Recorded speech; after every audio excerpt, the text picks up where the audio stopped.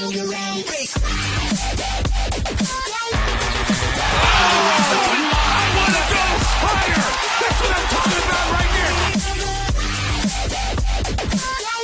crosses over the fadeaway.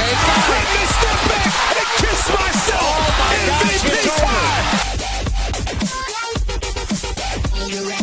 Oh, does anybody know how to post videos to Facebook? Oh my goodness, www.myface.com.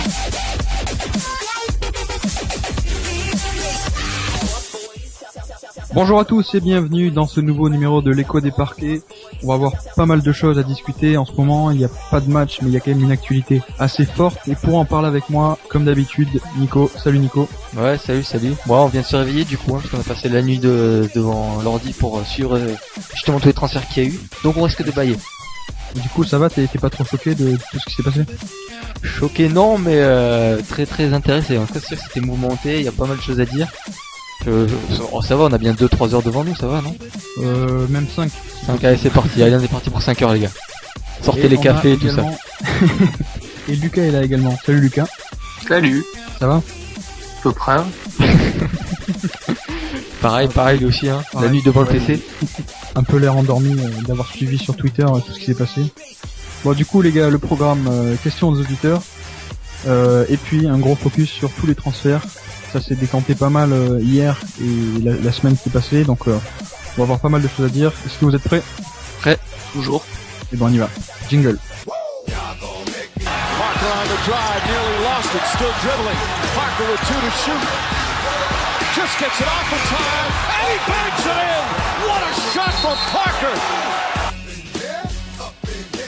Et nous revoilà pour les questions des auditeurs. Alors aujourd'hui, on va avoir le temps d'en traiter qu'une seule puisqu'on va faire un gros dossier sur les transferts juste après. Et donc la question, c'est Joachim Seltz qui nous demande: les Celtics ont engagé Brad Stevens, certains trouvent ça trop risqué puisqu'il n'a jamais entraîné donc en NBA. Messieurs, qu'est-ce que vous en pensez? Oui, c'est risqué.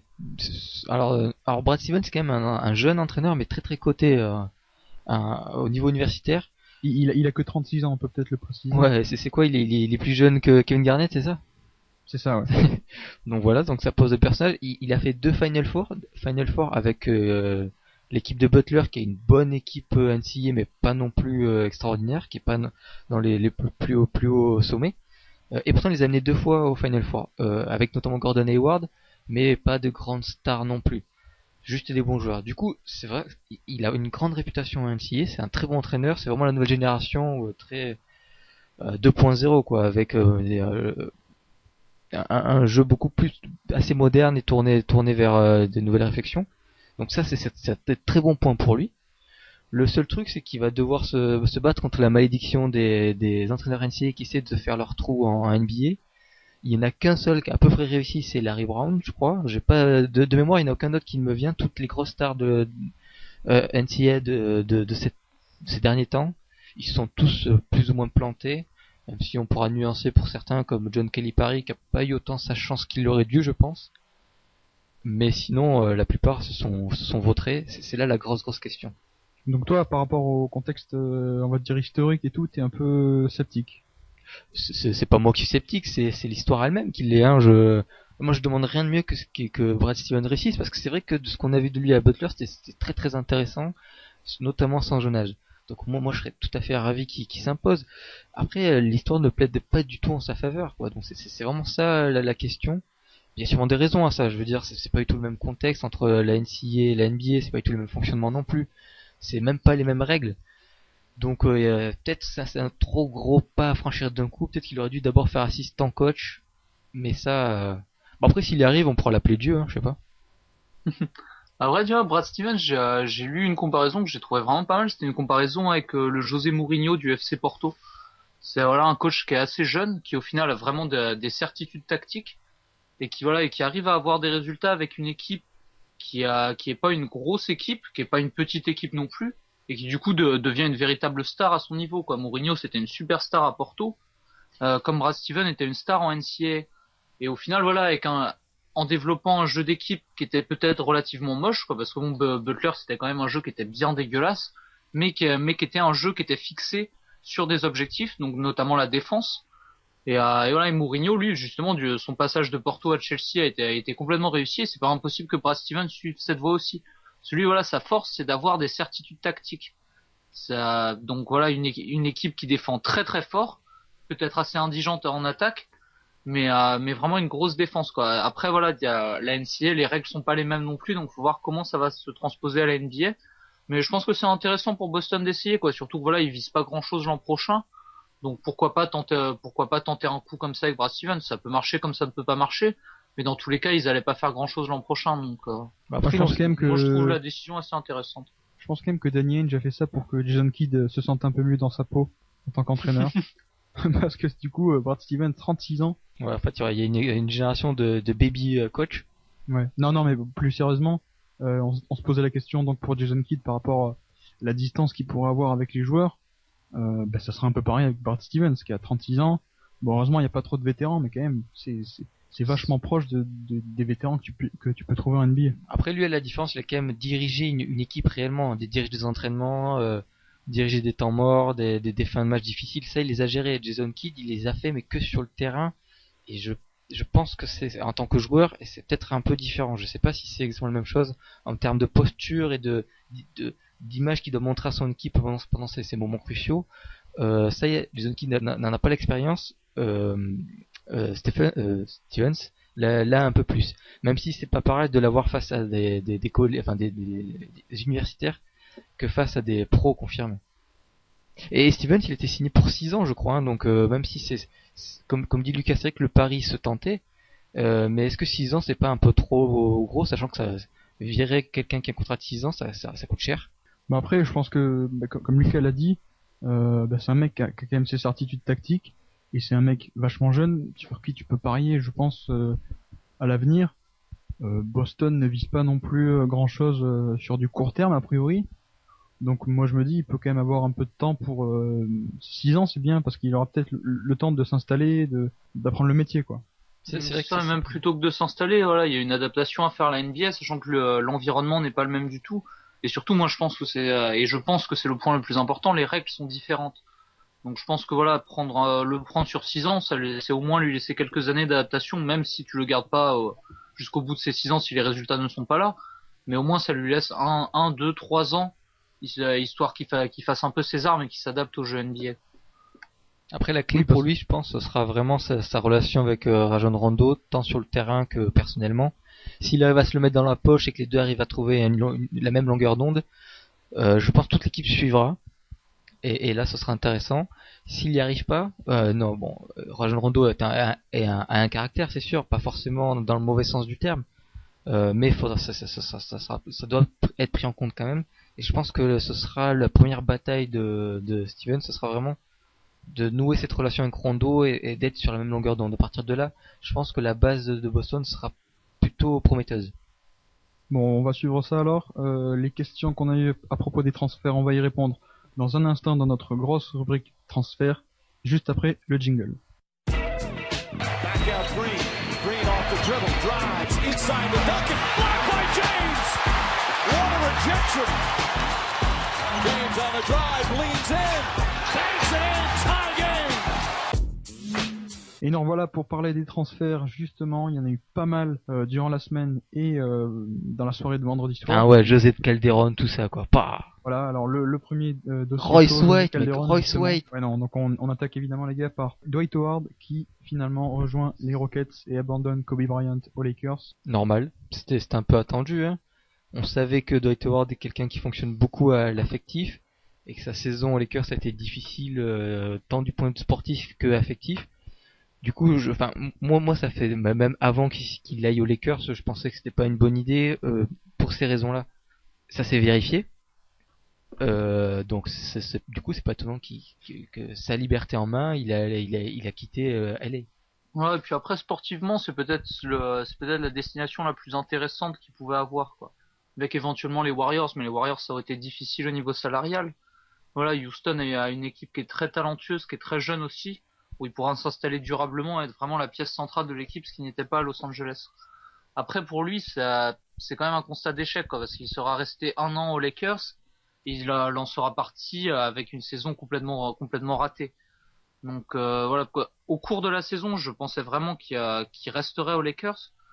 Mais c'est vrai que ces dernières semaines, j'ai quand même complètement changé d'avis quand j'ai vu comment se gérait sa free agency. Et au final, voilà, il va aux Rockets, c'est le projet sportif qui est le plus intéressant pour lui, et c'est là où il sera une pièce la plus importante aussi, ce qui n'était pas aux Lakers de toute façon. Et un joueur comme Dwight Howard doit être la pièce centrale d'une équipe, quoi. C'est pas un numéro 2, c'est un des 5 meilleurs joueurs de la ligue, donc. Oui, c'est vrai qu'il y a un contexte sportif, je trouve, qui est beaucoup plus intéressant pour lui à Houston. Mais comme tu le disais, Nico, il y avait aussi un contexte extra sportif à prendre en compte. Il était vraiment pas bien à LA, avec toute l'attention des médias, on l'a vu. Il y a aussi une news qui est apparue il y a pas longtemps, comme quoi il serait parti parce que les dirigeants auraient refusé de signer en fait Phil Jackson. Ouais, bon, ça c'est un peu aussi comment dire, j'ouvre le parapluie et je mets un peu la faute sur autre chose que sur la mienne Oui, pour je expliquer vois ce que tu veux dire, la c'est saison, vrai, quoi. dans un sens c'est vrai. C'est- Mais je pense pas qu'il aurait quitté le navire s'il y aurait eu Phil Jackson.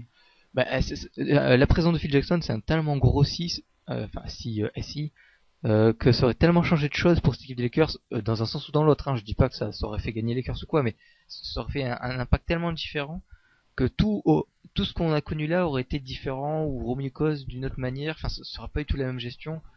C'est vraiment pas comparable. Après, je crois que Phil Jackson, les Lakers auraient pu le signer, mais il demandait plus ou moins la lune.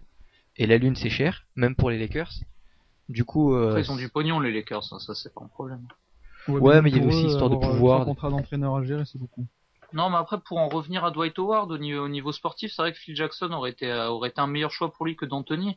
D'Antoni est un coach qui ne sait pas très bien faire jouer ses intérieurs, c'est au contraire de Phil Jackson.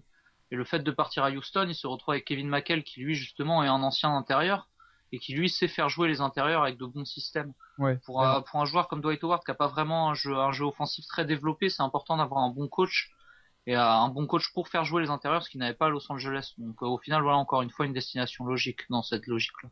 Oui, puis pour la première, enfin, disons pour euh, il va être un peu dans un état où, comme à Orlando, sauf que là il aura un vrai All-Star à ses côtés qui va vraiment prendre ses responsabilités, en la personne de James Harden, ce qu'il n'avait pas à Orlando, et à la fois il aura quand même un statut de star servi en tant que première ou deuxième option. Qu'il n'avait pas aux Lakers. Donc il y a vraiment cet équilibre qui est intéressant à Houston, sachant que cette équipe est déjà bien hiérarchisée, avec aussi, enfin, autour de Howard et de Harden, c'est plutôt pour l'instant, même si l'équipe est pas encore finie, mais c'est plutôt des joueurs qui sont au service de l'équipe, des altruistes et qui est plutôt intelligents et qui comprennent un peu le jeu et qui sauront se servir d'un pivot comme Howard, ce qui n'a pas tout le temps été le cas au cours de sa carrière.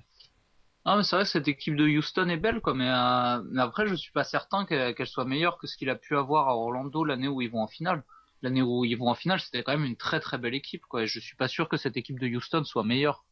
Non, mais je trouve que l'équipe d'Orlando de cette époque-là, c'était vraiment une alchimie du moment, avec Turkoglu qui jouait le meilleur basket de sa vie, qui était un des meilleurs 3 du moment, et Rachel Lewis qui par le simple, qui était encore bon, et une défense globale qui était présente, hein, mine de rien, il y avait pas que Dwight Howard qui faisait le travail, euh, et ça a tenu qu'une seule vraie année en fait.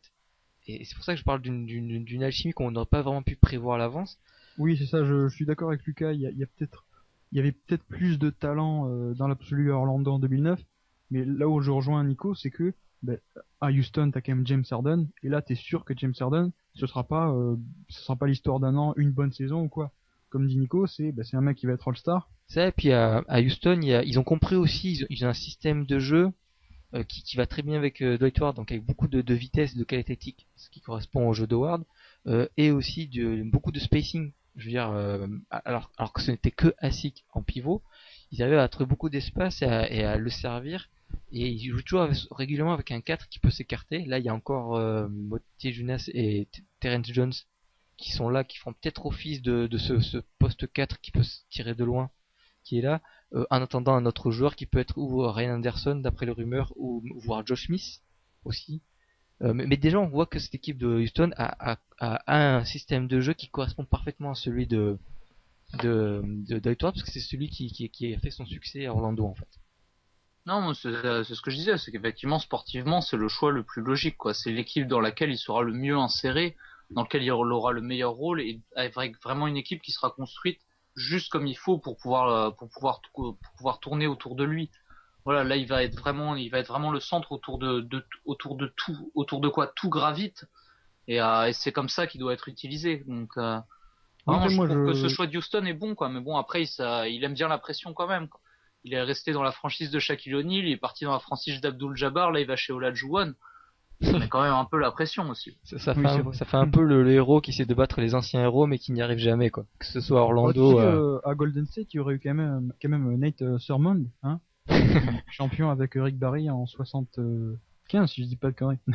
non, c'est vrai en plus. Mais c'est vrai que c'était intéressant Golden State. Vas-y.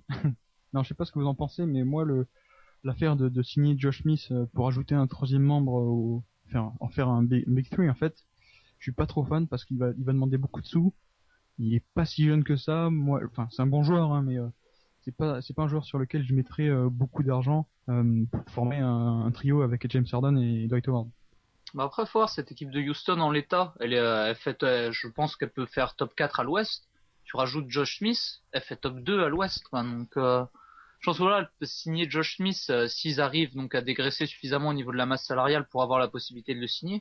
Je pense qu'au contraire, ça sera un très bon choix parce que ça ferait passer justement cette équipe de ce statut de bonne équipe à très bonne équipe. Et ça, c'est généralement ce qui est très dur à faire, ce que peu d'équipes arrivent à faire. Tu vois, je pense notamment aux Hornets de Chris Paul, qui étaient une bonne équipe, mais qui ont jamais été une très bonne équipe. Même chose pour Denver ces dernières années, qui était une bonne équipe, mais qui a jamais été une très bonne équipe. Et là, en rajoutant Josh Smith, tu passes justement à ce statut de très bonne équipe, et là, tu peux viser le titre. Mais je suis d'accord, mais est-ce que financièrement, est-ce que ça vaut le coup financièrement de lui filer tout ce pognon pour finalement, c'est-à-dire, toi tu disais, ils sont potentiellement quatrième à l'Ouest, avec Josh Smith, il serait deuxième. Est-ce que ça vaut le coup de faire ça si c'est pour filer 70 millions à Josh Smith? Après, faut voir combien il demande aussi, quoi. Tu vois, étant donné à quoi ressemble le projet sportif actuel, tu vois, signer Josh Smith dans l'état dans lequel étaient les Rockets, je pense qu'il aurait donné plus d'argent qu'avec les Rockets de Dwight Howard. Là, c'est quand même quelque chose de beaucoup plus tentant. Oui, et puis Josh Smith, il serait intéressant à partir du moment où il vient en tant que vraiment que troisième homme. S'il apporte vraiment ses qualités athlétiques et qu'il essaie pas de trop en faire, qu'il fasse son boulot en défense, là il sera très très bien parce que je trouve qu'il peut être assez complémentaire avec Howard dans le sens où il va aller dans la défense, chose qu'il n'a pas tout le temps eu avec lui.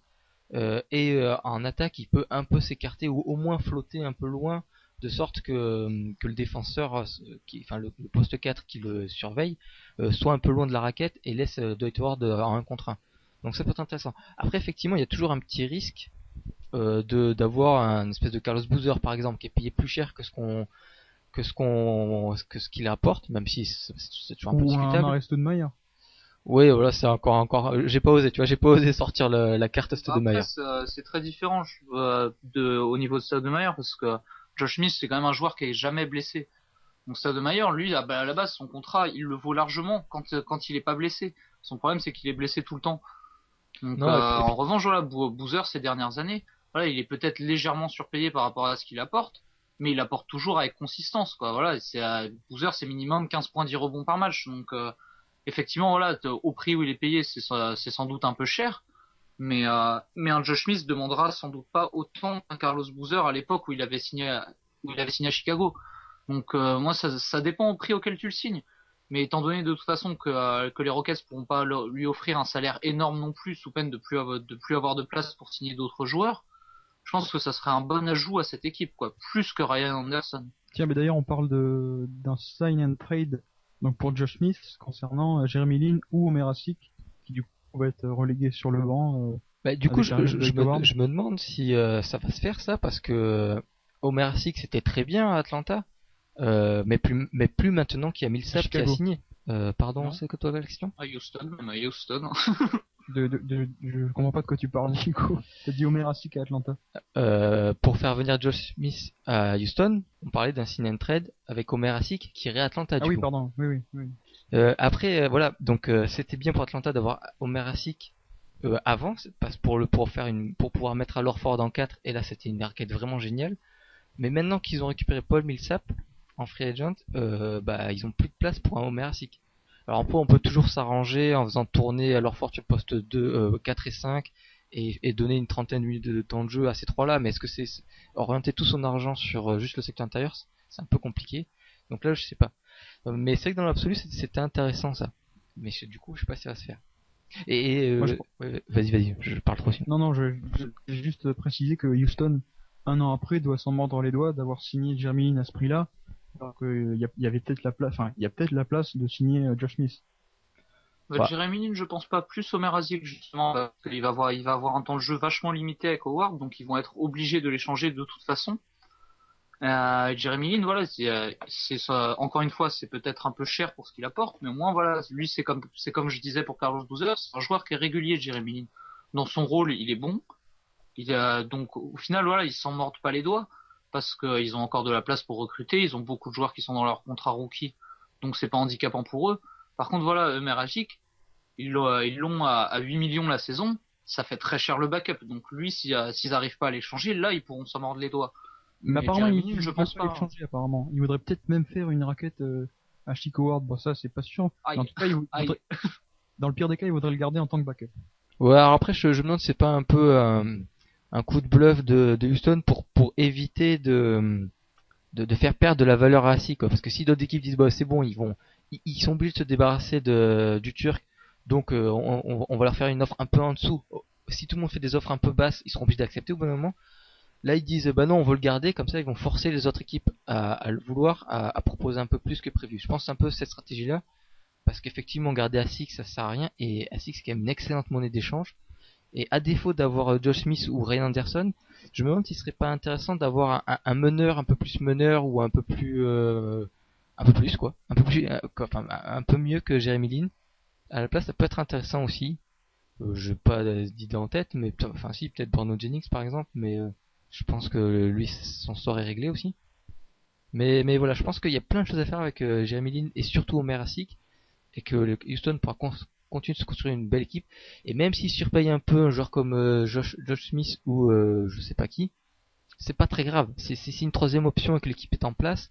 Tu peux un peu surpayer des joueurs. Si l'équipe est en place et qu'elle marche bien, tu t'en contenteras facilement. C'est ce qui était le cas avec Rashard Lewis. Tu fais pas le domaine sans casser deux, quoi. Si tu veux aller jouer au titre, bah faut mettre du pognon sur la table. Oui, non, faut de toute façon mettre des gros salaires pour avoir des gros joueurs, pour avoir une grosse équipe, quoi. C'est comme ça que ça marche. Là où ça me dérange, c'est de mettre autant d'argent en respectant le salary cap, c'est impossible.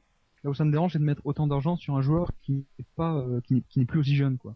Oui, mais vaut mieux surpayer un joueur pour avoir une grosse équipe, et dès maintenant, parce que c'est maintenant, hein, je veux dire, je crois que Howard et Josh Smith sont à peu près le même âge, donc c'est maintenant là qu'il faut gagner.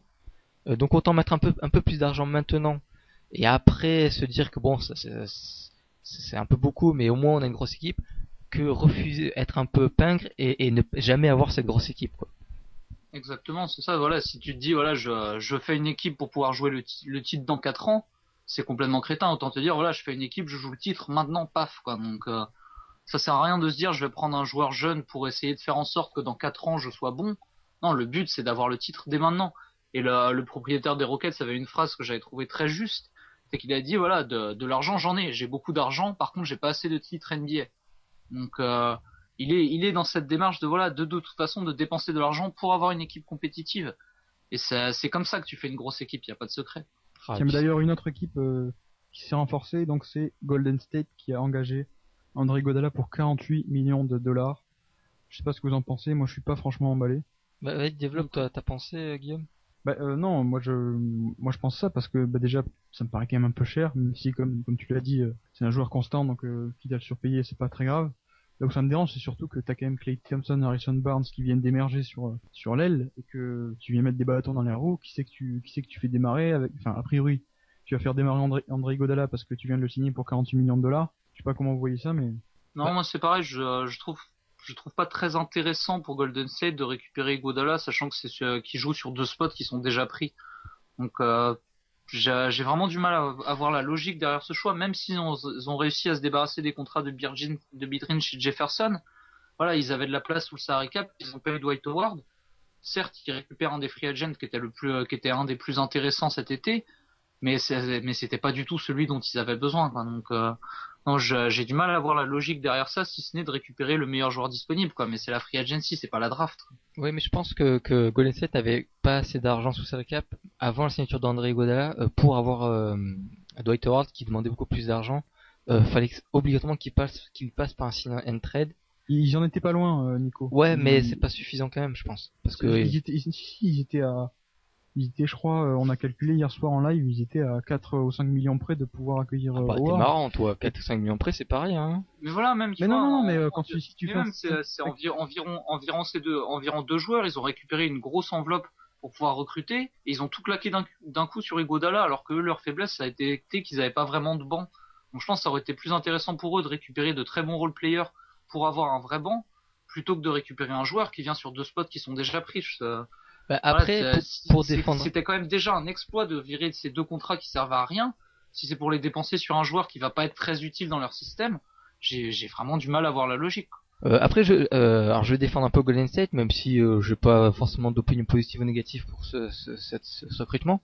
Mais Golden State a déjà montré être capable de faire jouer longtemps des joueurs qui venaient du banc. Je veux dire, Jared Jack a joué 30 minutes en étant derrière Stephen Curry. Et là, je pense à faire un peu pareil avec André Iguodala qui va naviguer entre le poste 2 et 3 derrière Klay Thompson et Harrison Barnes, sachant que je pense qu'aussi Golden State a plutôt apprécié son small ball avec Harrison Barnes en 4 et du coup là ils pourront insérer Iguodala dedans et jouer avec un small ball de plus grande qualité. Donc je pense que Iguodala aura son temps de jeu et que Golden State profitera donc de sa présence et de autant qu'ils le peuvent. Aussi il y avait une chose aussi, je pense que, enfin je sais pas si c'est vrai, hein, mais il y avait une théorie, c'est que Golden State en faisant signer Iguodala, il faisait pas pour autant une croix sur Dwight Howard, même au contraire, ils renforçaient leur équipe et ça aurait pu intéresser d'autant plus Dwight Howard, parce que de toute façon fallait Oui, et qu'il passe puis par... l'objectif c'était apparemment d'envoyer dans un sign and trade Andrew Bogut et Harrison Barnes aux Lakers, ce qui aurait largement laissé la place de signer Dwight Howard en retour, quoi. Voilà, donc il y avait peut-être ça derrière. Donc ils se disaient ou on est Iguodala et rien, mais on a quand même une grosse équipe, c'est bien. Ou on arrive à avoir Iguodala et aussi à avoir Dwight Howard, quitte à perdre Barnes, qui pour Dwight Howard est plutôt une maigre perte. Et voilà. Et puis je pense que quand même Iguodala, un peu dans le même rôle qu'il avait eu à Denver, qui je rappelle Denver a fait une grosse saison et notamment grâce à lui. Je pense que là pour avoir un peu ce même rôle de défenseur, de touche à tout, qui un peu ramasse les miettes et fait un peu le lien entre tous les bons joueurs qu'il y a. Et ça peut être une assurance tout risque pour cette équipe des Warriors qui s'appuie beaucoup sur son shoot et sa réussite et qui peut des fois être en panne, quoi. Donc je suis pas aussi dur que vous sur ce recrutement, sachant qu'il n'y a pas grand chose de mieux à faire, quoi, finalement, pour cette équipe de Golden State, à part trouver un gros pivot, mais je vous rappelle que les gros pivots c'est pas facile à trouver. Bah mieux à faire, si, à la place de donner 48 millions à Iguodala, moi j'aurais signé Jared Jack, Karl Landry par exemple. Ouais, bah à ce moment-là je te suis d'accord pas. avec ça. Après c'est vrai que Du coup là t'as plus aucune place pour te signer des bons joueurs de banc, et étant donné qu'en plus Golden State a cette année et dans le futur a quand même lâché pas mal de tours de draft, ils pourront même pas, si tu veux, renforcer par la draft comme ils l'ont fait avec Draymond Green ou Festus Ezeli. Ouais, bah après tu sais t'as la mid-level exception qui est toujours pour signer ce genre de joueurs, hein. Ça ils l'auront chaque année. C'est juste après s'ils peuvent encaisser tout ça dans leur compte bancaire, quoi. Et puis non, c'est vrai que la seule petite problématique que j'ai, c'est que Golden State avait effectivement trouvé une très belle chimie sur ses lignes arrière avec l'articulation Jared Jack Stephen Curry. Là ils ont fait un trait dessus et je suis pas convaincu de la capacité Stephen Curry à être aussi performant en étant tout le temps le meneur, quoi, parce qu'il a souvent joué 2, il était plutôt bien comme ça, enfin du moins sans avoir le ballon dans les mains, et là ils prennent un peu le risque de se priver de cette possibilité. Je sais pas si ça va marcher. Après, pas forcément, parce que justement ça c'est un rôle que Iguodala peut apporter, et je pense que justement ça, le fait de le recruter, ça a été pris, c'est une décision qui a été prise en accord avec Mark Jackson, qui lui je pense est un fan vraiment de ce genre de joueur très intelligent, qui peut distribuer le ballon, être capable de faire tourner, etc. Donc avoir un joueur comme Iguodala à côté, ça peut être très utile pour Stephen Curry pour réussir à se trouver des bons shoots sans forcément avoir besoin de trop porter le ballon. Par contre, Par contre, pour Iguodala, voilà, c'est un joueur qui a pas un très bon shoot et je suis pas certain que justement dans le système de Mark Jackson, il soit très utile lui, Je suis d'accord, ouais. du fait de pas avoir de shoot, quoi. Après voilà, quand t'as fait le parallèle avec Denver tout à l'heure, c'est vrai que c'est un très bon parallèle parce qu'au final Denver était une équipe qui se basait beaucoup sur le shoot aussi et qui a réussi à très bien utiliser Iguodala. Mais après voilà, ça force Iguodala à jouer sur son shoot extérieur et c'est loin d'être le meilleur aspect de son jeu. Donc après voilà, avoir un joueur intelligent comme ça, c'est toujours bien, mais l'avoir dans un système où t'as pas forcément besoin de l'avoir et où t'aurais plutôt besoin d'avoir des joueurs comme Jared Jack, je suis pas sûr que, encore une fois, que ça soit une très bonne décision de la part de Golden State. Tiens, donc l'autre gros coup de la soirée par Golden State, ils ont réussi à se débarrasser des contrats de Andris Biedrins, Richard Jefferson. Je crois que les deux, ça pesait 20 millions, les deux ensemble, pour un temps de jeu quasi négligeable. Ils les ont envoyés donc à Utah contre Kevin Murphy. Je sais pas si ça vous dit quelque chose, les gars, Kevin Murphy. Ah, c'est le mec de Robocop, ça, Il non? a un nom irlandais, mais sinon... Il vient de Tennessee State. J'ai regardé hier. Alors voilà, donc en gros, Golden State se sépare des deux gros contrats expirants. Est-ce que c'est un bon coup ou pas? Ah bah clairement. Bah, pour Golden State, oui, parce que comme ça, ils ont pu avoir Iguodala et même espérer avoir Dwight Howard. Donc, et puis de toutes les manières, se débarrasser de gros contrats, c'est toujours bien. Après, c'est vrai que ça a l'air tellement déséquilibré et fou ce transfert pour Utah, parce que tout ce qu'ils prennent, c'est des mauvais contrats, des joueurs surpayés et pas assez bons. Mais l'autre réflexion qu'il y a derrière, en fait, c'est que bon, ils récupèrent des tours de draft, ça c'est bien. Mais a priori, si Golden State continue sur sa lancée, ils seront plutôt bons. Du coup, leurs tours de draft seront assez hauts. Donc c'est toujours sympa, mais c'est que du role-player à voir. Par contre, peut-être ce qui peut être intéressant, mais ça c'est un coup à tenter, mais qui a rien à perdre, c'est que ce sont des contrats expirants, Biedris et Jefferson. Du coup, peut-être ils peuvent être échangés contre une équipe qui essaie de se faire de la place dans le salary cap et de se libérer de joueurs qui sont pas forcément mauvais, mais qui sont pas assez sur lesquels une franchise ne compte pas. Du coup, on va peut-être pouvoir se récupérer des gros joueurs contre ces contrats-là, donc contre quasiment rien. Et Utah n'a pas grand-chose à perdre parce que au pire, ils garderont ces joueurs-là pendant une année, ils partiront l'année prochaine et puis ce sera comme s'ils auraient été jamais là, quoi. Donc finalement, il n'y a pas grand-chose à perdre pour Utah et peut-être quelque chose à gagner, même si c'est pas dit. Donc ça valait le coup de le tenter. Je suis assez d'accord avec ça. Je trouve que Utah n'est pas forcément perdant. Alors bien sûr, c'est des joueurs qui sont pas exceptionnels comparé à leur contrat, mais c'est des contrats expirants. Ils chopent quand même 2 premiers tours de draft, dont en 2014, qui devrait être vraiment pas mal.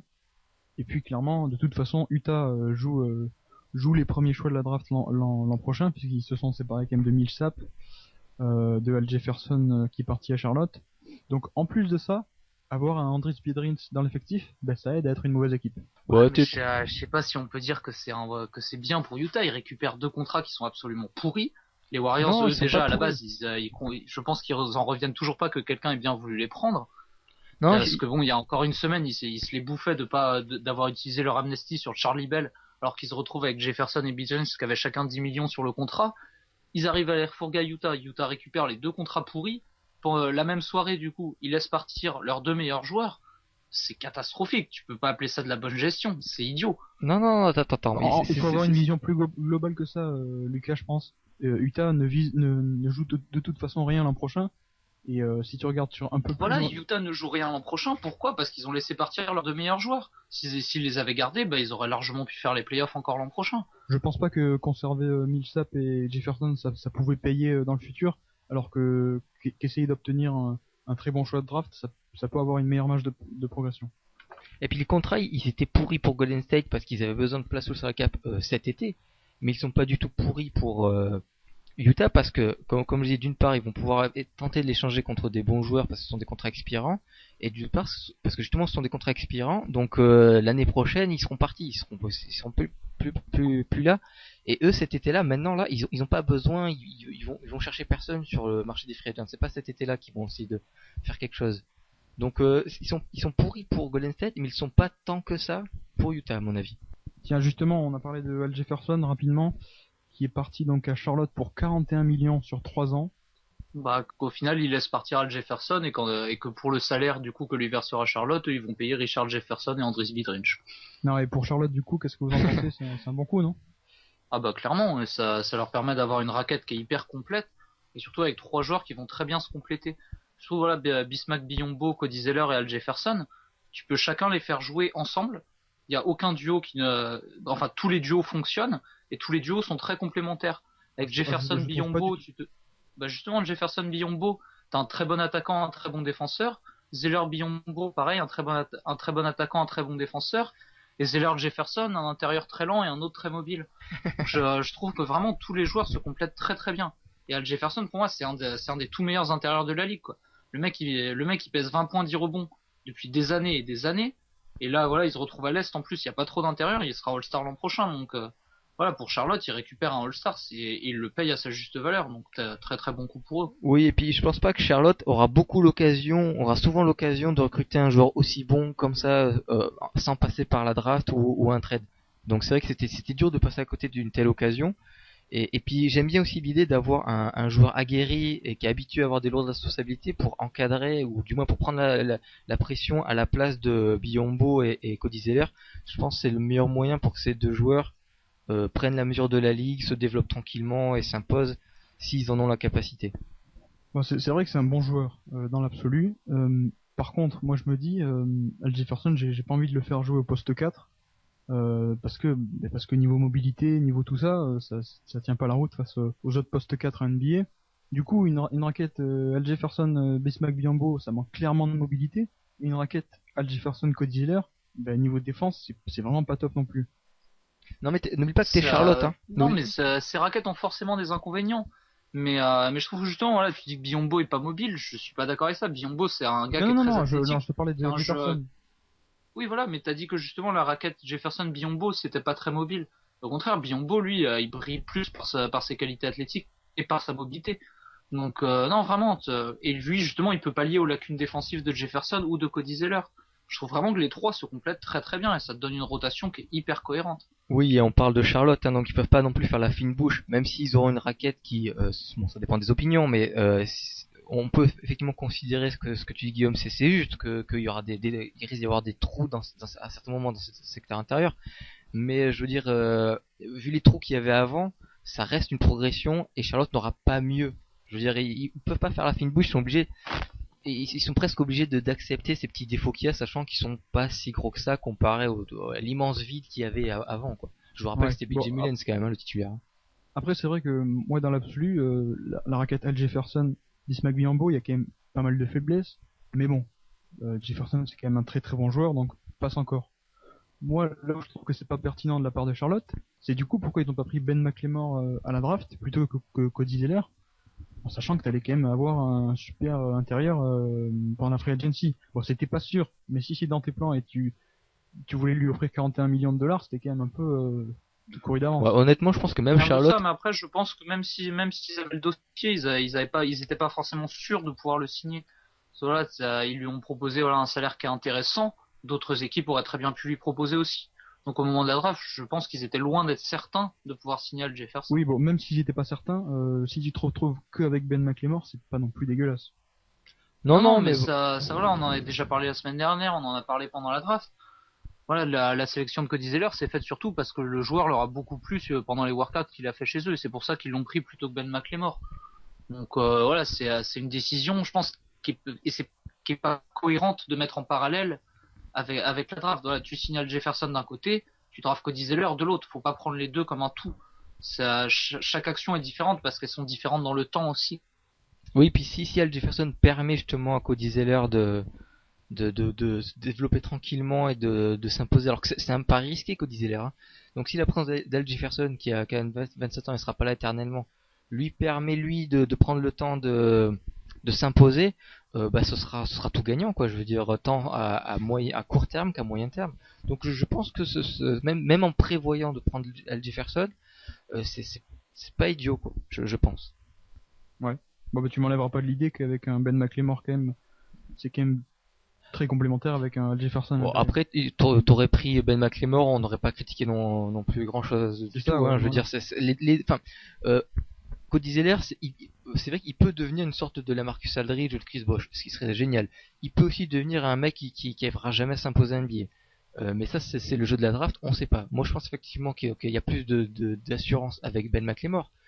Mais comme on disait au moment de la draft, avoir un 4 comme Zeller, ça peut être très très intéressant, surtout avec un Kemba Walker et un jeu en pick and roll. Donc je peux aussi comprendre que Charlotte ait voulu plutôt miser sur Zeller que sur un entre guillemets simple shooter comme McLemore. Autre dossier chaud, les gars, donc c'est les New Orleans Pelicans qui ont signé Tariq Evans via un sign and trade. T'as l'air fatigué, Guillaume. Faut dormir la nuit. Hein. C'est pas tout de suivre les transferts, mais. Je crois que c'est Pélican, il aime pas. Ouais, non, mais on est d'accord que c'est sympa. On va les appeler les Jazz, comme à l'ancienne. Là, ça va devenir compliqué. du temps de Pete Maravich. Exactement.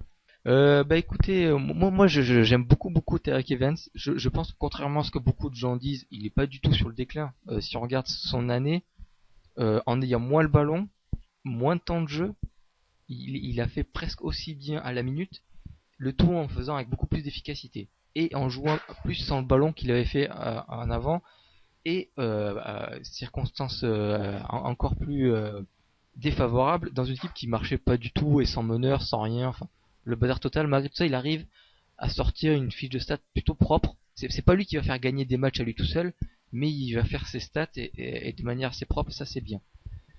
Donc en soi, pour moi, c'est une très bonne recrue. Après, il y a la question de où c'est qu'on va le mettre si on garde Eric Gordon, sachant que cette équipe c'est toujours bien d'avoir des shooters, donc c'est dommage de perdre Eric Gordon. Tariq Evans n'est pas du tout un shooter, même s'il est un peu progressé, mais c'est pas sur ça qu'on l'attendra. Donc est-ce qu'on le met en 3, sachant qu'il risque de perdre quelques avantages qu'il avait face aux 2. Donc c'est plus ça. Je regrette, je pense pas que c'est une erreur d'avoir signé Tariq Evans. Je me demande juste si ça va marcher collectivement. Bon, bah après, je pense pas que ça soit un problème non plus. Ouais. Tu vois, sur les postes 1 et 2, voilà, t'as 96 minutes à distribuer. Voilà, avec 3 joueurs, c'est largement assez, quoi. Donc, Tariq Evans, justement, peut apporter, je pense, en tant que ce joueur qui sait porter le ballon en sortie de banc. Puis vu que Eric Gordon a souvent été blessé, c'est pas mal d'avoir une assurance de quelqu'un qui peut jouer poste 2 aussi. Mais ça m'étonnerait pas, justement, que New Orleans essaye de bazarder Eric Gordon, comme ils essayent de le faire déjà depuis un moment. Voilà, on parle beaucoup de lui à Phoenix depuis déjà plusieurs années. Je pense que voilà, c'est le moment pour eux de l'envoyer. Je pense pas que New Orleans ait mis en place un sign and trade à 44 millions de dollars pour faire sortir du banc Tariq Evans. Mais non, mais s'il joue 30, je pense que dans les faits non, parce que enfin, tu signes pas un joueur de banc à 44 millions de dollars. Non, mais Guillaume, si ton joueur, tout dépend de son apport. Tu vois par exemple un Jason Terry à Dallas. Il avait beau sortir du banc, c'était un joueur qui était hyper important. Ouais, mais pas 44 et qui aurait valu 40 et largement. Si, facile. Largement. Ouais, le Jason Terry de Dallas, il les vaut largement. Et le Tariq Evans tel qu'il peut l'être aux Hornets, il les vaut largement aussi. Ginobili, c'était ça, hein, je veux dire, c'est pas le fait qu'il sorte ou pas du banc qui est important, c'est son temps de jeu. S'il joue 30-35 minutes, voilà. C'est bon, évidemment. c'est réglé. Enfin, 35 minutes, et qu'il apporte des choses positives à son équipe, là ça les vaut largement. Et puis encore une fois, moi je pense aussi qu'Evans il peut dépanner sur le poste 3, donc ça peut aider. Enfin, on sait qu'il y a pas mal de combinaisons assez intéressantes à faire. Et du coup, je rejoindrai Lucas sur ce qu'il vient de dire là. Reste après, moi on peut se dire, je pense pas qu'ils vont lâcher Eric Gordon parce que déjà surprise, Eric Gordon a dit que finalement il voulait bien rester du coup du fait qu'il y avait Jrue Holiday et Tariq Evans. Donc il faut essayer de surfer sur ça parce que Eric Gordon pour moi est quand même la clé de cette équipe. Le vrai bon Eric Gordon, c'est un super joueur et en plus c'est un mec qui apporte du shoot et de la créativité, ce qui est tout le temps excellent. Donc c'est vraiment dommage de le perdre, sauf si c'est pour avoir un vrai gros pivot ou un superbe 3 ou je sais pas. Mais sinon, ça vaut pas le coup de le perdre, je pense. Bah, disons que le Eric Gordon, le vrai Eric Gordon, comme tu dis, effectivement, c'est sans doute le deuxième meilleur arrière à l'Ouest. Donc, mais voilà, lui, effectivement, il veut rester parce qu'il y a Tariq Evans, Jrue Holiday. C'est parfaitement compréhensible. Lui, il est arrivé dans l'échange de Chris Paul. À la base, il voulait pas aller aux Hornets. Lui, il était très bien aux Clippers. Justement, ça commençait à rouler. Lui, on l'a viré. Donc, il se retrouve aux Hornets. Je me rappelle qu'il avait vraiment complètement tiré la gueule lors de sa présentation. Pendant l'intersaison où il est free agent, il accroche carrément au projet de Phoenix. On lui dit voilà, tu vas être la star de l'équipe, etc. Il dit je veux jouer seulement à Phoenix. Finalement, New Orleans s'aligne sur l'offre et le garde pour 4 ans. Ouais, c'est compréhensible qu'il ait un peu le seum de rester à New Orleans. Donc voilà, dans une équipe qui est toute pourrie. Et là, voilà, l'équipe est compétitive. Il a envie de rester. C'est logique, on peut pas lui en vouloir non plus. Le truc que je reprocherais un peu dans ce recrutement, c'est plus ce qui était autour. En fait, Tariq Evans aurait pu être signé en free agent normalement. Mais pour arranger un peu, pour être sûr déjà que Sacramento, même s'il comptait pas le faire, mais au moins une assurance est toujours intéressant à avoir, que Sacramento ne s'aligne pas sur l'offre. Il y a eu un sign and trade pour arranger un peu le tout. Et ce qui je trouve un peu dommage, c'est que du coup ils ont fait partir Greivis Vasquez contre, alors qu'ils auraient peut-être ils auraient peut-être pu avoir Evans sans perdre Vasquez. Et ils auraient pu se servir justement de Vasquez avec son petit contrat, mais sa très belle saison, plus Ryan Anderson pour avoir, je sais pas, un vrai pivot. Et je donne un mille, Omer Asik par exemple, ou un autre, je sais pas. Non, après, tu vois, Ryan Anderson contre Omer Asik, c'est encore quelque chose qui est faisable. C'est quoi. vrai, c'est vrai. Et puis en plus, voilà, bon, moi je vais dire les Hornets, je préfère les Hornets sont récupérés du coup Jeff Whitey qui avait été drafté par les Blazers, il arrive chez eux. Donc c'est une bonne pioche aussi au poste de pivot. Et je reste encore dans la logique comme quoi ils voudraient échanger Eric Gordon. Encore une fois, ils peuvent se tourner vers Phoenix et récupérer Marcin Gortat, qui sera un très bon complément à l'intérieur. Oui, mais est-ce qu'il aurait pas voulu garder Jeff Whitey Ouais, mais est-ce qu'il aurait pas valu mieux tenter de garder Vasquez, sachant que Evans il avait quasiment à coup sûr, quoi qu'il arrive. Est-ce que les minutes vont être très chères sur le backcourt. Non, mais pas pour garder Vasquez pour le faire jouer 5 minutes par match, ça n'a pas vraiment d'utilité. Non, mais écoutez ce que je dis, pas pour le faire jouer, pour l'échanger après. C'est ça, parce que je pense qu'il a entre son petit contrat et sa très belle saison, il a une très belle valeur marchande qu'on peut greffer à d'autres éléments de l'équipe pour faire un vrai bon transfert. Oui, pour le transférer, oui. Ben c'est bon, ils l'ont fait. Non, mais là ils l'ont transféré contre Evans qu'ils étaient de toute façon sûrs d'avoir. Moi je voulais contre Jeff Whitey. Jeff Whitey, je veux bien, il sera peut-être très très fort, mais pour l'instant on peut pas non plus affirmer qu'il sera un pivot titulaire décent. Je veux dire, Robin Lopez, il a été drafté 15. En tout cas, il va être le titulaire. Il va être le titulaire. Mais est-ce qu'il se sera mieux que Robin Lopez? Ça, je peux pas le confirmer. Je rappelle que Robin Lopez, c'est quand même. Ça sera sans doute bien, mais ça sera aussi beaucoup moins cher. Je pense même pas que ça sera moins bien, parce que niveau défense, la raquette Anthony Davis, Jeff Whitey, ça va être quelque chose. Oui, mais ça t'aurait pu avoir mieux. C'est sûr, quoi. Mais après, Lopez, c'est quand même un gabarit qui est impressionnant dans la raquette. Jeff Whitey, c'est un bon joueur, mais il a pas le gabarit d'un Robin Lopez. Bah, après, pour revenir sur Greivis Vasquez, comme tu disais, il a fait une très bonne saison, mais tu pouvais pas l'utiliser dans un énorme trade, parce que justement, il avait pas un gros contrat. Mais si tu l'associes, la valeur des contrats. Oui, mais si tu l'associes à Ryan Anderson, Vasquez, tu peux l'utiliser pour justement du fait de son petit contrat pour virer un contrat pourri. Mais à New Orleans, ils en ont pas de contrat pourri comme ça, de gros contrats dont personne ne veut. À la rigueur, le gros contrat qu'ils ont, c'est Eric Gordon, mais Eric Gordon, il intéresse des équipes même sans avoir Greivis Vasquez à côté. Donc voilà, Vasquez est intéressant du fait de son petit contrat. Quand t'as justement un gros contrat qui n'intéresse personne, dis bah voilà, je vous donne Vasquez, mais en plus vous prenez ce contrat dégueulasse. Mais là, en l'occurrence, New Orleans n'en avait pas. Donc pour eux, au niveau des échanges, ça aurait pas été un joueur forcément très intéressant à échanger. Non, mais si, moi je parlais combiner un échange, regardez, au lieu de juste essayer de transférer Ryan Anderson, tu transfères Ryan Anderson et Greivis Vasquez pour 10 millions, tu peux avoir mieux que contre le seul Ryan Anderson, non? Bah, moi je pense pas en plus qu'il faille transférer Ryan Anderson, parce que justement ça va être le mec qui va te permettre de jouer small ball et qui va apporter une différence, quelque chose en plus que Anthony Davis et Jeff Whitey n'ont pas. Si pour avoir un vrai pivot, je le lâche quand tu veux, Ryan Anderson. D'accord, vas-y. Ah bah ça y est, je viens de le faire là. Non, mais voilà, moi je pense que c'était juste ça, mais après c'est vrai que ça reste marginal. Dans tous les cas, les Hornets s'en sortent très très très bien, et ça serait intéressant de voir ce que ça va donner cette année. Il faudra peut-être un peu de temps, juste. Là, on continue, on boycotte les Pelicans. Ah ouais, non, mais clair. Du coup, les Pelicans peuvent viser les playoffs. Vas-y, je dis, on boycotte les Pelicans, lui me sort les Pelicans direct. Non, mais c'est un rebelle, c'est le rebelle du rebelle en fait. Quand toi tu fais un acte de rébellion, lui se rebelle contre cet acte de rébellion. Non mais c'est Guillaume le Rouge. Sérieusement, il y a quand même une belle équipe, une jeune équipe. Je pense qu'il y a moyen d'accrocher les playoffs dès l'année prochaine. Oui, mais après l'Ouest, c'est l'Ouest quand même, quoi. C'est quand même un niveau qui est très très relevé. Et cette équipe de New Orleans, même avec un Eric Gordon au top de sa forme, je pense pas qu'elle puisse faire les playoffs à l'Ouest. Le niveau est bien trop élevé pour eux. si ils le feront peut-être, mais je pense pas que ce soit réglé dès maintenant, quoi. Je pense qu'effectivement c'est plus une équipe qui va être bonne dans un an après. et qui sera peut-être bonne, mais pas encore assez pour vraiment faire peur aux gens.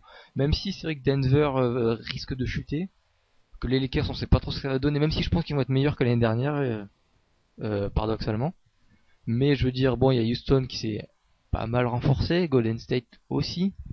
Ouais, voilà, donc c'est possible, ça va quand même être compliqué, mais c'est vraiment parce que la conférence Ouest a juste un niveau démentiel, quoi. Si on a mais après, éventuellement, tu vois, pour les Hornets, je vais continuer avec les Hornets, ça pourrait être intéressant, tu vois, de signer par exemple un Andrew Bynum, même s'ils ont déjà un problème de blessure avec Eric Gordon, s'ils ont les deux au top, un duo Gordon-Bynum, avec Jrue Holiday à la main, Tyreke Evans qui sort du banc, Anthony Davis, Ryan Anderson, ça fait les playoffs, ça je suis d'accord. Par contre, ils ont pas les moyens, je pense. Hein. Ils ont pas l'argent sous le salary cap pour avoir Andrew Bynum. Hein. Justement, il me semble qu'ils ont pas mal de place, les Hornets, parce qu'ils ont pas vraiment de contrat handicapant à part celui de Gordon. Bah ouais, non, mais maintenant ils additionnent celui de Jrue Holiday qui a à peu près 10 millions, celui de Tyreke Evans qui a à peu près de 10 millions, celui de Ryan Anderson qui a à peu près de 8 millions. Ça commence à s'additionner tout ça. Hein. Bah après, ça dépend à combien tu signes Andrew Bynum aussi, quoi. Parce que là, il rêvait de contrat maximum l'année dernière, là c'est plus le cas, personne ne lui donnera. Donc, ouais, de toute façon, moi je maximum, mais je pense qu'il va viser 50 millions minimum. Oui, non, c'est clair qu'il vaut encore des sous, quoi. Mais tu vois, voilà, moi ce que je te dis, c'est en l'état, cette équipe des Hornets ne fait pas les playoffs, tu rajoutes Andrew Bynum, éventuellement ça peut faire les playoffs. Mais là, en l'état, bien sûr que non. Mais du coup, vous le faites, vous, l'échange Omer Asik Ryan Anderson? Non. Ça dépend si je peux signer Bynum ou pas. Si je peux avoir Bynum, je garde Anderson. Non, moi je te dis, Jeff Whitey, dans un rôle très sobre, ça va être plutôt pas mal. Parce qu'au contraire, il y a des Jrue Holiday, Tyreke Evans, peut-être Eric Gordon et même Anthony Davis qui vont croquer, qui vont avoir besoin de pas mal de ballons. Finalement, avoir un pivot défensif très sobre, ouais, mais je la trouve un peu jeune cette raquette, un peu manque un peu d'expérience, tout ça, c'est ça qui m'inquiète un peu. Alors qu'avec un Asik, non, j'allais dire, il a 23 piges quand même, Jeff Whitey. Et zéro expérience NBA. C'est vrai. Bah, tiens, on a une news qui vient de tomber. Il faut réagir impérativement. Jeff Pendergraph au San Antonio Spurs. Ah génial, superbe. Je crois que ça y est, San Antonio est reparti pour gagner le titre. Non, mais c'est un bon petit intérieur justement qui fait son boulot, quoi. Je l'aime assez bien. Je voulais pas que tu réagisses, c'était juste une. Ah bah attends, tu poses la question, moi je lance. Hein, y a pas. Tu es responsable de tes questions, mon ami. Éventuellement, il y a un échange dont on n'a pas parlé encore non plus, c'est celui qui était entre les Bucks, les Clippers et les Suns. Donc les Clippers qui ont récupéré JJ Redick et Jared Dudley, et les Suns qui ont récupéré Eric Bledsoe. Ouais, ça nous inspire tous, hein. Ah, je vois ça. Ouais. non, mais c'est vrai que bon, on est tout à fait d'accord que les Clippers avaient besoin d'un arrière shooter un peu plus off the ball que Jamal Crawford. Ils l'ont avec JJ Redick qui en plus apporte de la défense. Hein. Si on a le JJ Redick toujours aussi impliqué en défense, c'est bien. Donc en soi c'est pas mal, surtout qu'il aussi se débarrasse du contrat un peu pénible de Caron Butler. Après, est-ce que moi j'aurais préféré un autre joueur que Redick, j'aurais préféré Oji Mayo. Mais ça c'est peut-être parce que j'ai un petit béguin pour Oji Mayo. Mais bon. Qui a signé à Milwaukee d'ailleurs. Qui a signé à Milwaukee, qui est dans un transfert qui a absolument rien à voir. Hein. Donc c'était juste ça ma petite inquiétude. Et peut-être que est-ce qu'ils auraient pas pu essayer d'avoir cet arrière shooter, défenseur et shooter sans perdre Eric Bledsoe, voire en se servant d'Eric Bledsoe pour quelque chose d'autre ou je sais pas. Enfin, qu'en pensez-vous? Après justement, je pense que c'était le bon moment pour lâcher Eric Bledsoe parce que là c'est sa dernière année de contrat. Il y a beaucoup d'équipes, il y a même énormément d'équipes qui s'intéressent à lui. Donc ça aurait été très dur pour les Clippers de le garder à la fin de la saison. Et surtout voilà, avec l'arrivée de Redick, tu te retrouves avec Chris Paul, Jamal Crawford, JJ Redick, sont trois joueurs qui peuvent tous mener le jeu. Donc Eric Bledsoe finalement n'était plus nécessaire à l'effectif. Et en contrepartie, voilà, ils se retrouvent avec donc un Redick qui sera très complémentaire de Chris Paul vu que c'est un vrai shooter. Et tu as aussi sur l'aile Jared Dudley qui est un excellent défenseur, encore une fois un excellent shooter. Et ça te donne à l'aile voilà trois joueurs qui sont Jared Dudley, Matt Barnes et Reggie Bullock. Tu as trois bons défenseurs shooters quoi. Donc ça te donne vraiment une très bonne rotation sur les postes 1, 2, 3. Et je pense que dans cette équipe-là, Eric Bledsoe n'avait de toute façon plus sa place. Et même au vu de sa valeur marchande, c'était le meilleur moment pour le lâcher. Oui, non, justement, c'est pas trop Reggie Bullock, Matt Barnes et Jared Dudley sur un seul poste. Moi, je trouve ça quand même beaucoup. Surtout que Jared Dudley, c'est un bon joueur dans l'absolu. Mais quand tu viens de choper Reggie Bullock à la draft, est-ce que c'est pas beaucoup? Est-ce que les Clippers... On n'a jamais assez de bons joueurs, tu vois. Et les Clippers, leur force, c'est justement ça, d'avoir une équipe qui a une grosse profondeur et beaucoup de joueurs de très bon niveau. Je pense que voilà, des bons joueurs, t'en as jamais assez de toute façon. Et là, les Clippers en ont beaucoup. Ils en ont beaucoup, donc c'est forcément un bon choix. Oui, et puis peut-être que les Clippers veulent pas trop s'appuyer sur un rookie, alors qu'ils visent vraiment les sommets dès maintenant, quoi. C'est peut-être juste ça, malgré tout le bien qu'on pense de Reggie Bullock. Et pour les Suns, je sais pas si c'est intéressant, Eric Bledsoe. Bon, déjà, ça fout un peu en l'air la sélection de Archie Goodwin, hein. Ça va te rendre un peu triste, Guillaume. Mais c'est un peu le même profil. Du coup, ça va être Bledsoe qui va lui passer devant, ça c'est un peu sûr. Après, est-ce que rajouter un faux meneur, comme ça, un joueur un peu sauvage, dans cette équipe qui manque justement un peu de structure, c'est pas un peu risqué? En même temps, est-ce qu'il pouvait aussi se permettre de refuser? Bah, il y a un apport intéressant pour les Suns, c'est quand même que c'est un joueur qui est très athlétique, qui est même surathlétique. Et ça, les Suns, c'est ce qui leur manque beaucoup, c'est des joueurs athlétiques. Et là, avec Bledsoe, ils récupèrent un mec, voilà, qui est super tanké. Par contre, après, voilà, ils ont quand même drafté Kendall Marshall l'année dernière. Déjà, ils ont du mal à lui trouver des minutes cette année. Là, ils rajoutent encore un autre meneur. Ça n'a pas vraiment de logique au niveau de la construction de l'équipe, quoi. J'ai l'impression, voilà, le GM arrive, il fait vraiment un peu tout ce qu'il veut, sans tenir compte de l'effectif qu'il avait déjà en place. Il cherche pas vraiment des compléments à l'équipe, il cherche vraiment à tout refaire de zéro. Mais du coup, il tient pas compte des joueurs qu'il a déjà. Pareil, en récupérant Caron Butler, ça fait encore un mec qui est un ailier qui sait faire que scorer. Donc au final, voilà, les Suns, ils se retrouvent avec le même problème qu'avait Minnesota il y a quelques années quand ils avaient drafté plein de meneurs, puis l'année d'après plein d'ailiers. Bah là, ils se retrouvent, voilà, ils ont 3 meneurs qui pourraient très bien tous être titulaires, et ils ont aussi, voilà, 4 ailiers qui jouent tous sur le même poste et qui pourraient tous être titulaires aussi, alors qu'il y a des profils de joueurs qui leur font vachement plus défaut. Ouais. Mais voilà, dans l'absolu, récupérer un joueur comme Eric Bledsoe, voilà, comme je disais, très athlétique pour une équipe qui est super molle, bah oui, c'est cool. Mais est-ce que voilà, ça vaut le coup de récupérer un meneur de plus alors que t'en as déjà 2 qui ont du mal à se répartir les minutes? Je pense pas que ça soit une très bonne idée non. Attends, je voudrais juste revenir sur une information. Tu peux jouer que les finales de conférence, pas le titre, c'est ça? C'est un peu ça. Ouais. Mais attends, et je crois qu'il y a une information. Je crois déjà. Mais d'après ce que tu viens de dire, Lucas, est-ce que par hasard, David Kahn ne serait pas, l'ancien GM de Minnesota, ne serait pas déguisé et placé en sournois à la tête de Phoenix, d'après tout ce que tu nous dis? C'est dangereux, ça. Il y a beaucoup de ça y ressemble. C'est bizarre, hein, parce que c'est toi, Nico, qui pendant 4 ou 5 émissions d'affilée nous a répété que c'était un super GM qui avait chopé Rajon Rondo, Avery Bradley et Jared Sullinger. J'ai dit qu'il avait le nez pour les rookies. Ce qui, donc, par rapport à ce qu'il a drafté, ça change pas mon avis. Après, sur les mouvements qu'il fait, ça, je sais pas. Après, je serais pas aussi dur que Lucas, parce que bon, déjà, Bledsoe, il peut jouer, enfin, c'est pas un meneur non plus. C'est pas un 2 non plus. Mais du coup, tu peux un peu le faire naviguer sur ces deux postes dans un rôle un peu particulier. Donc ça, c'est pas forcément grave. Après, je pense qu'effectivement, si t'as une équipe que t'aimes pas ce qu'il y a en place, ça me paraît normal d'essayer de tout reconstruire et de prendre les joueurs que tu aimes et qui te paraissent intéressants pour l'avenir, sans tenir compte de ceux qui sont déjà en place, en ayant en tête l'idée de vouloir déjà les bazarder à la première occasion. Voilà, mais justement, le problème, c'est que effectivement, cette direction de prendre des joueurs, les joueurs que tu veux pour construire l'équipe que tu veux, c'est une stratégie, voilà, on n'aime pas, mais elle a le mérite d'exister. Par contre, faire ça en essayant, mais par aucun moyen, de se débarrasser des contrats pourris que tu as et des joueurs que tu n'aimes pas, là, par contre, il n'y a plus vraiment de logique. Après, donc, on sait pas après, si... je pense pas que les Clippers auraient accepté un contrat pourri si c'était pour Eric Bledsoe. Au contraire, c'était les Clippers qui étaient en position de force, et si Phoenix voulait pas Bledsoe, une autre équipe l'aurait voulu. Oui, puis c'est à long terme. Mais voilà, moi je dis ça plus dans pas forcément au niveau de cet échange, mais dans une direction globale. Voilà, c'est vrai que le GM prend tous les joueurs qu'il veut, sans tenir compte finalement de l'effectif qu'il a déjà en place, et au final il va se retrouver avec des postes surchargés et d'autres où il y a toujours un trou, comme par exemple le poste 2, où au final voilà, le seul 2 de l'effectif c'est Archie Goodwin, qui est un rookie. On peut éventuellement mettre PJ Tucker, mais lui c'est déjà très dur de le mettre à l'arrière parce qu'il a pas de shoot. Voilà, le Phoenix, ils ont besoin d'un poste 2. Tu peux mettre Bledsoe. Mais le problème c'est que au niveau de tous les Bledsoe, oui, parce qu'il jouait 2 à Kentucky. Mais tu veux, voilà, c'est pas un pur 2 dans l'esprit, quoi. Ah oui, mais c'est pas non plus un pur meneur. Un pur arrière, comme aurait pu l'être un Oladipo, comme peut l'être un McLemore, comme le serait un Eric Gordon. Mais Bledsoe n'est pas un pur 2. Et ce qu'il fait des fois Phoenix, c'est d'avoir vraiment un pur arrière.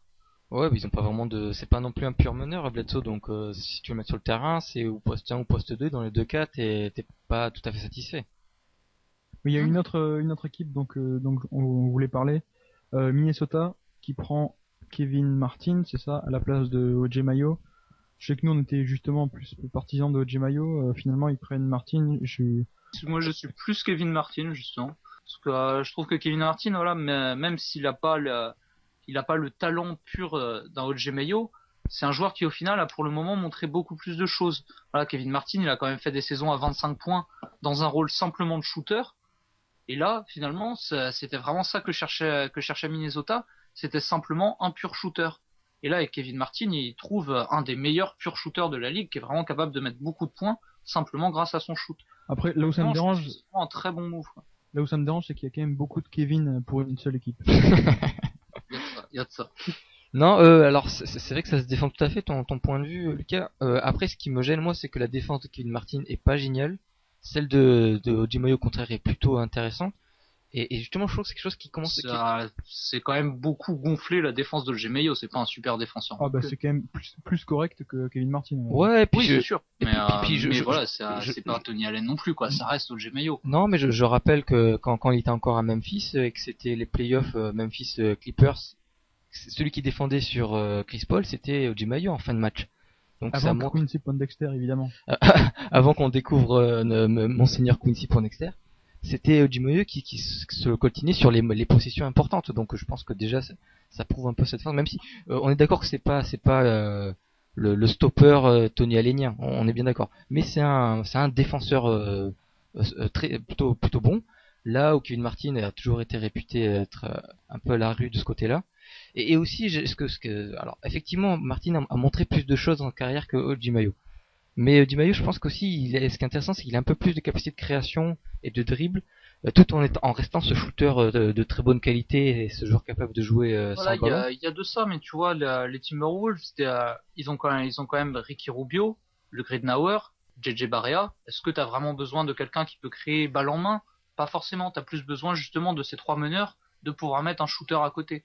Et je pense que dans cette logique-là, encore une fois, la sélection de Kevin Martin plutôt qu'O.J. Mayo, c'est un meilleur choix. Même malgré le côté défensif. Malgré le côté défensif, ouais, parce que tu vois l'effectif tel qu'il est, effectivement, ça manque vraiment d'un vrai shooter. Tu te retrouves là, t'as Kirilenko sur l'aile qui est pas un pur shooter, t'as Ricky Rubio à la main qui a pas de shoot. Là, tu mets vraiment un mec qui sait faire que ça, mais qui sait très très bien le faire, qui prend un gros volume de shoot avec un gros pourcentage. Donc je pense que c'est une meilleure sélection qu'O.J. Mayo. Voilà, O.J. Mayo, on l'a vu, il a été très bon en début de saison, là il a vraiment flambé, et puis après voilà, il est retombé. Il est retombé, il a été beaucoup plus irrégulier. Tandis que Kevin Martin, c'est un mec qui peut te mettre 20 points tous les soirs. Quand il était à Houston, il a fait une saison où il pouvait facilement être All-Star. Il l'a pas été, mais voilà, il a prouvé quand même que c'était un joueur qui pesait largement ses 20 points. Et c'est plus ce genre de joueur dont avait besoin Minnesota que d'un joueur comme O.J. Mayo qui est beaucoup plus irrégulier. Après, t'es quand même sévère parce que O.J. Mayo, les 20 points, si dans le bon environnement, et je pense que Minnesota, ça aurait été le bon environnement, il les aurait mis également les 20 points. Et puis tu me parlais, le Gridnauer, JJ Barea, c'est vrai qu'ils sont encore là, même si Minnesota essaie de les changer. Tu me demandes si en fin de match, pour soulager Ricky Rubio, je veux la balle dans les mains de O.J. Mayo ou le Gridnauer, je préfère quand même O.J. Mayo pour faire de la création. Pour faire de la création, moi je préfère largement le Gridnauer. Et au final, voilà, quand t'as finalement deux intérieurs qui sont Pekovic, qui sont Kevin Love, qui sont capables de scorer beaucoup de points, t'as pas forcément besoin d'un joueur qui au final dont le plus grand talent est justement d'arriver à se créer son shoot. Mais non, au contraire, parce que ce jour-là, t'as plus besoin d'un joueur qui va se mettre sur l'aile, qui va attendre la balle et qui va shooter et qui va marquer. Et ça, Kevin Martin le fait mieux qu'O.J. Mayo, c'est un fait. Justement, O.J. Mayo à Milwaukee. C'est bien pour Milwaukee, surtout s'il garde Brandon Jennings. S'il garde Brandon Jennings, ça commence à être très intéressant. Même si le reste de... Et je crois que même après, il pourra peut-être essayer d'avoir Josh Smith aussi. Si c'est bon, là je mets un peu des plans sur la comète, mais bon, pourquoi pas, hein. Du moins ils auraient le tort de pas essayer, hein. Mais effectivement, j'aime assez ce duo-là. Enfin déjà, j'aime beaucoup O.J. Mayo en tant que titulaire dans tous les cas. À Milwaukee où ils avaient pas grand-chose, donc c'est intéressant, surtout qu'il est pas si cher que ça, hein. Je crois qu'il est signé à 8 millions l'année à peu près sur 3 ans, un truc comme ça. Donc ouais, c'est plutôt intéressant. Le seul truc c'est que ouais, moi je pense que je suis un peu étonné que ce soit Milwaukee qui finisse par décrocher la mayonnaise. Parce que je pense que d'autres équipes auraient peut-être plus intérêt à avoir un joueur comme ça, quitte à mettre un peu plus d'argent. Je pense notamment à Cleveland qui, pour moi, n'a pas de poste 2, parce que David Water c'est pas un titulaire.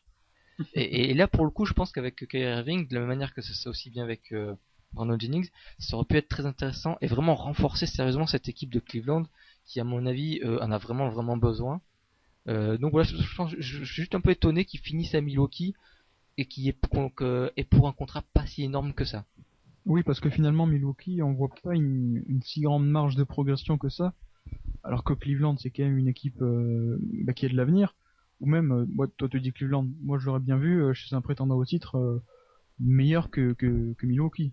Ouais, après on sent bien qu'ils voulaient quand même être un titulaire, avoir des responsabilités et quand même un peu d'argent, ce qui l'a éloigné d'équipes comme Chicago par exemple.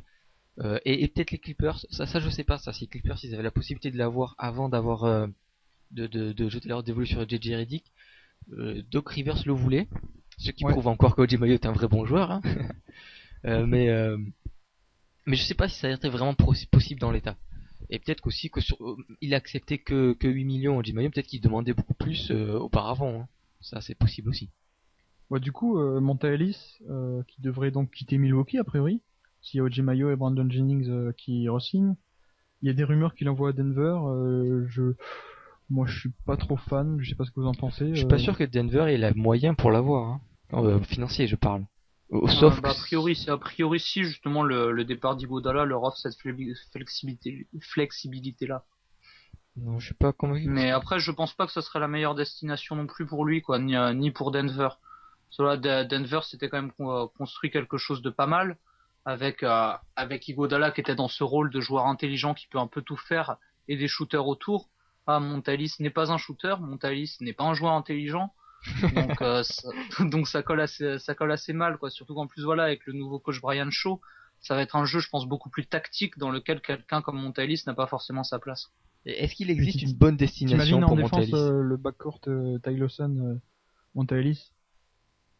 Bah il y en a au moins un qui. C'est pas un si mauvais défenseur que ça, Monta Ellis. Hein. Franchement, il est petit pour le poste 2, mais c'est pas un mauvais défenseur en soi.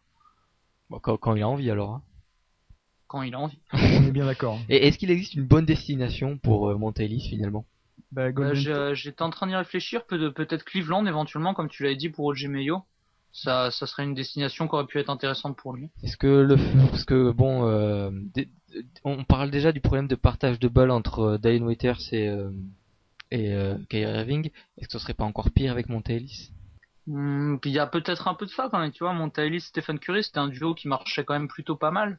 Donc si tu utilises Kyrie Irving plus en tant que shooter et Monta Ellis plus en tant que scoreur, pourquoi pas. Mais c'est vrai que du coup tu gâches un peu Kyrie Irving et ça serait bête de faire ça. Mais n'empêche que le backcourt serait quand même assez intéressant à voir évoluer, je pense. Disons que Cleveland n'a pas trop le choix en même temps, il faut bien qu'il se renforce d'une manière ou d'une autre, même si c'est avec du joueur pas fini. Ah, c'est sûr quoi. Et puis surtout voilà, Cleveland n'est pas forcément une destination de choix au niveau géographique. C'est quand même un environnement qui est quand même beaucoup moins sexy que New York ou Los Angeles. Donc au final, quand ils se renforcent par la free agency, ils sont obligés de surpayer les joueurs. Parce que même quand LeBron James était là, ils n'arrivaient pas à signer de free agents. Donc s'ils arrivent à avoir Monta Ellis, ils vont être obligés de le payer un peu plus cher, mais au moins ils auront un free agent comme Charlotte a réussi à avoir Al Jefferson. Bon après Cleveland, je crois qu'ils ont un nouvel argument pour faire venir les free agents. C'est bon, on a arrêté le gars qui enfermait des petites filles dans sa cave. C'est bon, on l'a arrêté. Vous êtes tranquille, vous pouvez venir. Mais ils ont que ça à offrir quand même. NBA, c'est pas des petites filles non plus. Quoi. Oui, mais ils ont que ça. Non, oui, ils ont que ça à offrir. Ils ont que ça à offrir Cleveland comme argument de recrutement en fait. Vas-y, essaye d'enfermer Tristan Thompson dans ta cave, tu vas rigoler quoi. Donc tout ça sera coupé au montage évidemment. Oui, du coup peut-être finir sur Andrew Bynum. Quelle destination, à quel prix?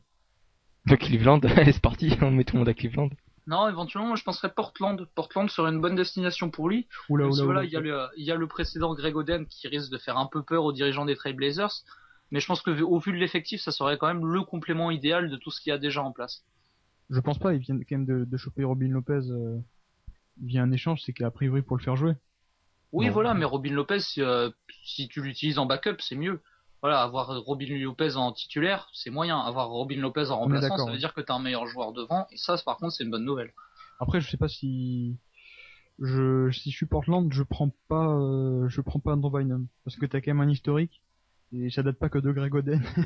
Ça date quand même de pas mal d'années, donc je prends pas le risque. Encore, tu m'aurais dit Phoenix, d'accord, mais pas Portland. Éventuellement, oui aussi les Hornets, comme j'en avais parlé tout à l'heure, où il serait un complément intéressant pour l'équipe. Mais voilà, de toute façon, Andrew Bynum, c'est un des pivots qui offensivement est un des plus doués de la NBA. Donc de toute façon, il trouvera une destination, il trouvera quelqu'un qui voudra lui donner de l'argent, ça sera pas un problème. Donc voilà, ça pourrait être aussi une bonne destination pour lui, Milwaukee par exemple, où là effectivement ça manque plus de scoreurs et avoir un intérieur qui peut marquer 20 points par match, c'est toujours bon à prendre. Ce qui serait intéressant de voir surtout, c'est à quelle hauteur il sera signé, à quel montant. Oui. C'est ça. C'est là que ce joueur, moins il demandera d'argent, plus les équipes seront promptes à parier sur lui. Et surtout, je pense, c'est surtout la durée du contrat. Si il va peut-être, ce qui va se passer peut-être, c'est tout le monde va essayer de le signer que pour une seule année pour voir. Et ça vaut aussi le coup pour Andrew Bynum, parce que si Bynum sur cette année-là montre que son genou est rétabli, qu'il joue tous les matchs, enfin à peu près tous les matchs, en étant sur ses deux jambes, il pourra redemander un gros contrat, un contrat à la hauteur de son talent l'année qui suit. Donc ce sera plus ce jeu-là qui sera intéressant plutôt que son équipe de destination, je pense. Bon, ben on conclut là-dessus alors. Messieurs, merci. Bah non, merci tous. Ouais.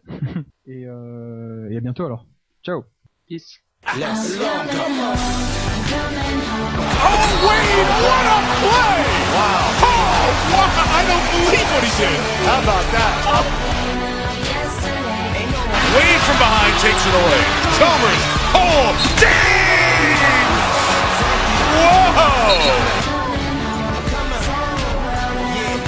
Hey yo, check this out.